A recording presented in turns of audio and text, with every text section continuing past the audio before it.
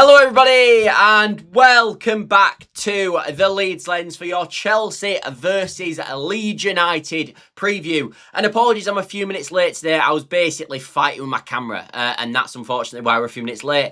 But hopefully we can enjoy the show as always. I think we're only a couple of minutes late. But we're going to talk all about the Chelsea versus Leeds United game, the implications that obviously the game tomorrow will have for Leeds United in the long-term survival hopes of Leeds United.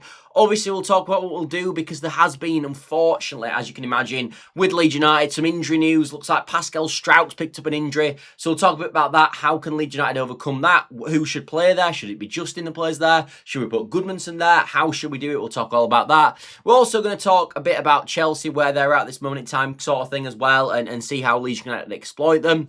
Obviously, we'll go through team selection as well, and all that usual stuff that comes with the preview.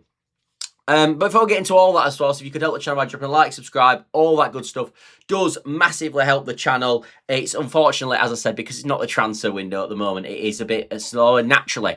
If you could do that and really help the channel out by dropping a like, subscribe, all that good stuff does massively help us. But I think when you start off with this game, in truth, I always think you sort of look at these games in the same respect. I think that we don't need to come out flying in the game. I think we've got to sort of settle the crowd down. I think we've got to try and get to half an hour. I think we've got to sort of slow it down, win fouls early on, frustrate the crowd, that sort of thing, quieten the crowd early. And I always think these are the best ways to deal with games. Like if you were watching sort of Leeds United last year, which obviously all of you guys probably were, you'll know when teams were effective at Ellen Road at slowing us down. It was all about managing the game, and I think that's the key sort of the key term we're going to need for this game. We're going to need to manage it because, and I know at times when we play these games, people want us to be really fast attacking and all that sort of stuff. I actually think in this game, when we get possession, you've got, as I said, you've got to slow the game down. You've got to sort of bring other people into play because truthfully, we're not going to hold out for 90 minutes setting a low block. We're going to have some play ourselves, and I think that's the best way to do it at times as well. Gavin says try our best to get a point. Yeah, I agree. A point in this game is really good, and I actually think obviously we've got these next 3 games now. We've got Chelsea away, then obviously we've got, which we're talking about now, we've got Villa away, and we've got Man City at home. For me, actually, you guys might disagree on this. I actually think this is the trickiest one of the 3. Villa have been pretty poor in the last few weeks. They've actually lost their entire midfield as well. So I look at that game and I think there's potentially points there for Leeds United. They've just been beaten at home by Brentford. They've just drawn away at Bournemouth as well, and they've just been by home by Everton as well. So if a 10-man Brentford can get something there, sure Leeds United can.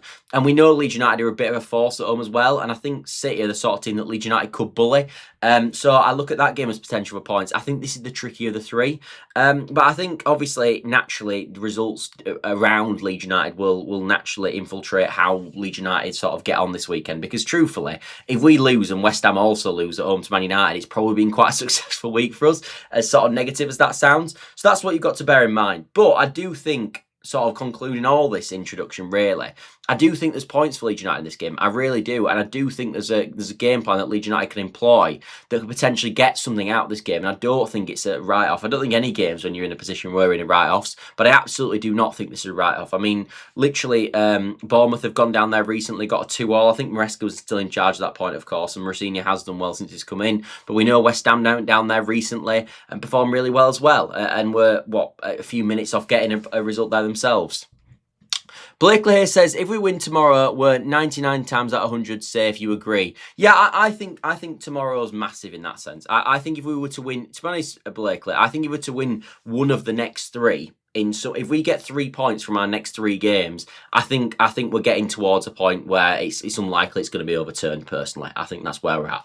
Anyway, let's talk a bit about the injury news, because obviously Daniel Farke did do his press conference today, did discuss some injury news, and he did mention obviously that that Pascal Struijk's missing. Now I think we all thought that sort of Anton Stach was going to miss this one, and I think if you plan ahead in a game like this, look, Anton Stach will be useful in every single game. But actually, I don't think this is a game that Anton Stach's going to. It's horrendous if he's missing. Like I look at it, and you can go Ampadu, Longstaff, and sort of Gruev as your midfield 3, and I actually think that's quite solid. I don't think he's a huge miss for this one. He also talks about the idea that Calvert-Lewin's been struggling a bit with a bit of an illness, so maybe he doesn't start because of that. I'm not so sure.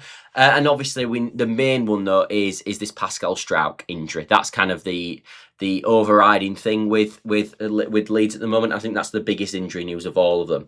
And I actually look at sort of a Leeds United setup, and I've thought this for a while actually.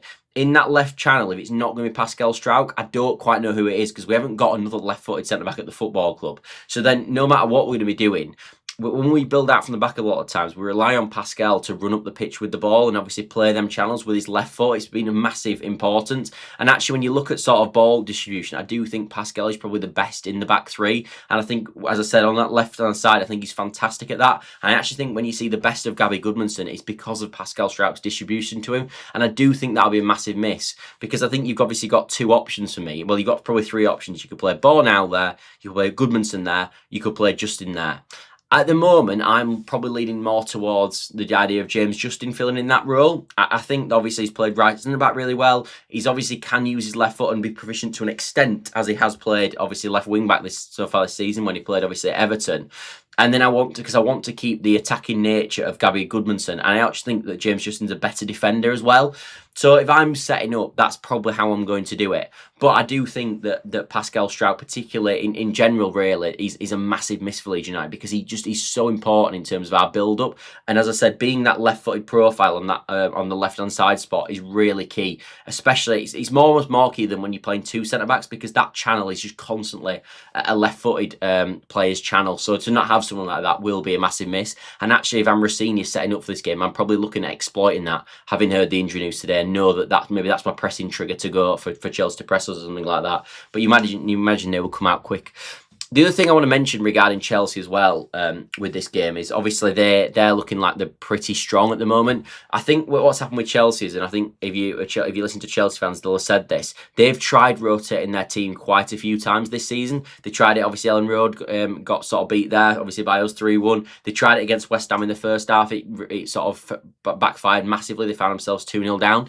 I don't think Rossini is going to do that in this game. I think obviously based on what happened in the first game against us, he probably knows the threat of Leeds United. He'll watch the game obviously earlier in the season, and I think he will see Leeds United as a threat. And obviously it's a big game for them, because they're desperately trying to get in the top 5, which is a competitive race at this moment with sort of 6 teams going for that top 5 race. So I do think that they'll go strong, and I think that's a massive negative for us, if I've been totally honest. And he was talking today about the fact that Cole Palmer, although obviously at the moment it sounds like because he's got this sort of injury that's been going on and on and on, they have been trying to manage his minutes, but it does sound like, well, he said today that he's basically available for the game. So I don't think we're playing Chelsea in a good time at all. I think they're on a fantastic run of form, and I also don't think that we're playing them well, because normally you'd hope that maybe if they played Champions League and we were playing them at weekend, but obviously this weekend I think they're playing away in the Cup to Hull. Again, I don't think that is a fantastic situation for Leeds United, but as I said, I don't think this is the end of the world, and I do think Leeds United can get some out of the game. And I think when you're looking at sort of how Leeds United can approach it to get something out of the games, if you're looking at sort of maybe a tactical basis, actually Jamie Carragher did a piece on Sky Sports recently talking about sort of talking about how teams set up, teams should set up against Chelsea, and how actually Chelsea look to build out. And a lot of what he said with Chelsea trying to build out from the back is always playing into that midfield. That's the way they play. So they want to get it maybe out wide to start with, and then quickly funnel it into the midfield channels. So they want to get Enzo Fernandez in that half space. They want to get Cole Palmer in that half space. That's what they want to do. They want to funnel it into the middle of the park and get the technicians in the middle of the pitch on the ball. And then when they get late into build-up, then they're quite happy to spread it out wide. So what, for me, Leeds United need to do in this game, desperately, is we've got to pack out the midfield. I want to see a team tomorrow where it's got a midfield 3 of Longstaff, Gruev, and Ampadu, because we've got to pack that middle. We can't let balls go into there. And I think if we play the same way we did against Forest, with just the 2 midfielders of Gruev and Ampadu in there, or whoever you want to play in there, I think we'll get overrun in midfield, and we fundamentally will lose this game. But I think if you can, the way to stop them is to stop them at source, and to stop them channel balls going into the middle. We do not want that middle channel being dictated to, because as I said, if you get Cole Palmer, if you get Enzo Fernandez running to you in that half space between your defence and your sort of end of your midfield, in that pocket there, that they will kill us. So we have to stop that space, and to do that, for me, you pack out the midfield with bodies. And I actually would then play Aronson off Dominic Calvert-Lewin, and then give us the ability to sort of drop into that 4-5-1 system out of possession as well. And I think when you look at sort of when Leeds United have done that before in games, I'm looking at obviously the Liverpool game when we got a 0-0 there. That was a really effective strategy. We really sort of stifled them in the middle of the park and stopped them balls going through. And again against Chelsea, I'm looking to do the same thing. If we go 2 in there, I will get overrun and they will kill us, because we know as well in there when they're going to probably play midfield 3 potentially of Caicedo, maybe Andre Santos. We don't, depending on if he's available, but also you would expect Enzo Fernandez to be in there. Naturally, Cole Palmer drifts in there from the right hand side as well, where you expect him to play.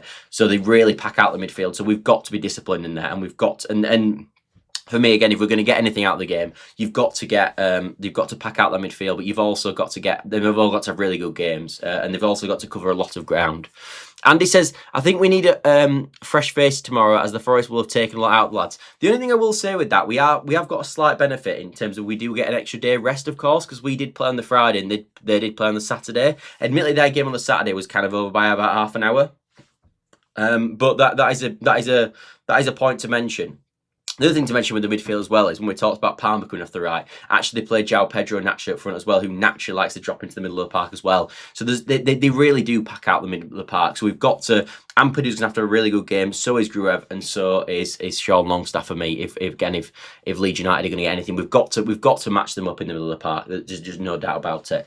But I think when we talk sort of around this game, naturally, like I talked about in the introduction, the results around Leeds United are going to be massively important. Like tomorrow, obviously, we know West Ham are playing Manchester United. That's a huge game for Leeds United. That kicks off 45 minutes after Leeds. So when we do the match reaction yesterday, tomorrow, we'll be able to talk all about sort of hopefully at the end of it, sort of what's happened with that West Ham game as well. And obviously, Man United can do us a huge favour there. If we can get out of tomorrow level on points and still with this 6 gap, I think we've come out with it a really, really good place. I know Man United have been on a fantastic run at this moment, but you definitely think rather be playing, or as Leeds fans, we'd definitely rather be playing Manchester United at home than we would Chelsea away. I do think they've got definitely the edge on fixtures, and we know they're in great form at this moment as well. But I do think West Ham could pick something up in that game. I really do. But as I said, if we can get out of it in that situation, I think we can do a really good job. But that's the way you've got to do it. I think, as I said, for me, manage out the first half an hour. Manage out the first half an hour. Don't get yourself down 1 and 2-0 in this side 30 minutes. Otherwise, it could be a real sort of cricket score. Then what we've got to do, as I said, is manage it by 10 minutes, by 10 minutes, by 10 minutes. Don't make mistakes. Strong on set pieces. Don't give anything away. And then I think we can build our way into the game. But also, as I said, don't spring attacks. We can manage the game out in possession as well. We are quite solid on the ball, and especially when we pack out the midfield ourselves, we should better get on the ball, and we don't need to counter attack at 100 miles an hour. We can play the game. We can slow the game down. We can win fouls, like I said, and that is how we're going to manage this game. And if we can get ourselves up in the game, then look, we'll have something to grab onto. But it's not. I really don't think. I've watched Chelsea a few times under Rosenior, and I think they can be got at. I really do. I don't think this is a sort of a written in the stars sort of ending to the game. And also when you look at sort of set pieces, again, when we get our set pieces, you've got to put good deliveries in. You've got to obviously get on the end of crosses, and that is the way that we're going to build and hopefully get something out of the game.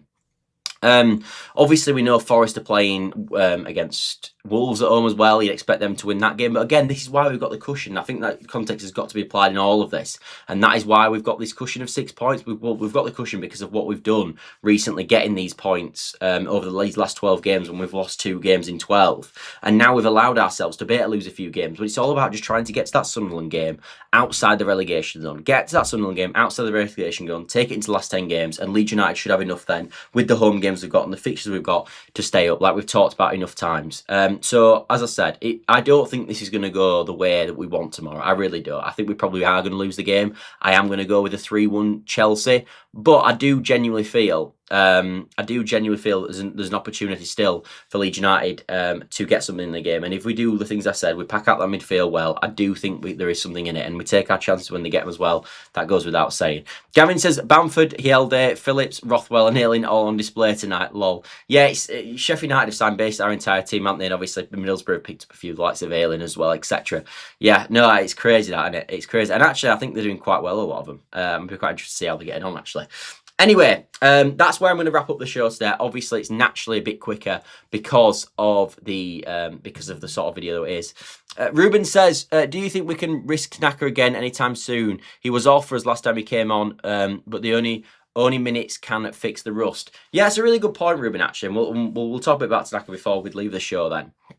I think personally that we've got a perfect game for Tanaka coming up against Birmingham in the Cup, and I think that's something we've got to bear in mind. One of the benefits, obviously, this week is that we can play full strength because we know this weekend we can rotate, and that's a game for Tanaka for me. That's the perfect game for Tanaka, and he will start that game. And that game, you're looking at Nontos, you're looking at Tanaka's, you're looking at a similar team, to be honest, that we fielded away at Derby. You want Perot probably in there. All these players who are the fringe players for the time and are getting maybe 10, 20 minutes here and there.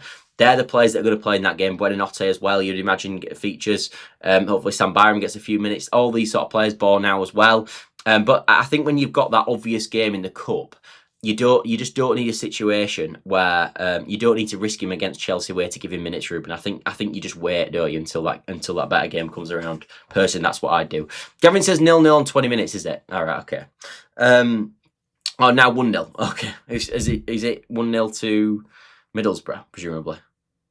Yeah, Tommy Conway's just scored. Anyway, thanks all for watching. As always, everybody, I will see you tomorrow. Match reaction straight after the game. Hopefully, when we're talking, either Leeds United have got a good result or, unfortunately, hopefully Man United have got a good result as well. Anyway, thanks all for watching, as always, and I will see you tomorrow for the match reaction, everyone. Bye for now.